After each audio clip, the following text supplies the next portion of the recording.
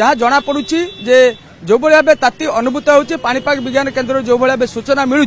कि ताती आहरी आगु को अधिक बढ़ आप जानते दीर्घ 14 दिन धरी लगातार भाव पूरा सारा ओडिशा ए ताती निस्तार पाऊना कोटना कोटी सकाल 8:30 सुधा प्रत्येक दिन 36 डिग्री 37 डिग्री एभली तापमात्रा रोचे जो कि लोक मानकर जनजीवन जो मैंने बाहर को बाहर जनजीवन गोटे प्रकार अस्तव्यस्त हो पड़ी लोक मैंने सकालू सकालू से जो कार्य रोचे ऑफिशियल कार्य रोचे सेगुड़ सकालू सारे चेष्टा कर परवर्ती समय से कौटना कौटी घर बावड़ा होती आप जानते ये हूँ फांडी छकर दृश्य कैमरा पर्सन अविनाश जो देखा जी कि सहर सबुठ जनगहलीपूर्ण जगह एवं प्रत्येक समय लोकर भिड़ जमी थाए आप देखु काँ भा लोक को देखा मिलूँ पूरा खाँ खाँ डाकुची फांडी छक एवं जो जगार पानीय जलर व्यवस्था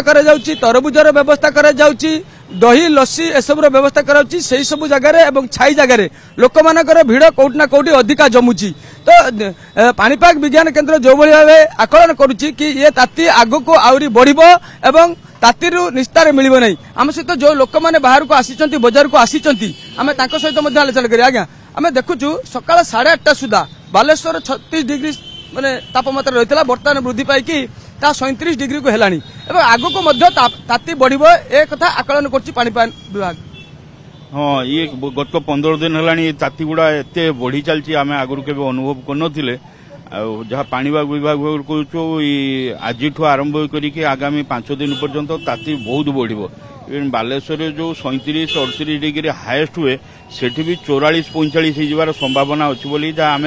टीवी मध्यम जानवा पड़ू से सतर्कता अवलंबन करा पड़ू बाध्य होगी आम घर बाहर किसी कम पड़े बाहर पड़ू तेणु गाम मुंडे गामछा दे बाहर पानी कौटी पा मिले पीऊँ कितु बर्तमान देखा गले कौटी गोटे बालेश्वर सहर बढ़ुची कि कौटी गोटे रेस्ट सेड ना कौटी गोटे मुंड गुंजी जाए छाई कौटी बसी पड़े सेमती कौन जगह ना पीवा पानी जदि किसी स्वेच्छासेवी अनुष्ठान पीवा पानी जोगाउछंती किंतु सी दिने अधे सरी जाऊँ परमानेंट व्यवस्था होनी तेणु सरकार भी पानीय जल व्यवस्था जो भाव व्यापक मात्रा हवा कथा से कथा हो नहीं जो कि लोक मैंने जिते खरार आसुंच बाहर को कौटना कौटी से आउट पाउट होती पाणीपाग विभाग जो भाव आकलन कर आग को आहरी 3 दिन ए ताती निस्तार मिल नहीं एक नहीं कौटना कौटी लोक मैंने भितर सतर्कता रही आवश्यकता रही व्यापक भाव जिला प्रशासन हो म्युनिसिपालिटी प्रशासन हो ए नहीं कि पानी व्यवस्था एवं जो भाव लोक डिमांड रही कि सहर मध्य कौटना कौटी जे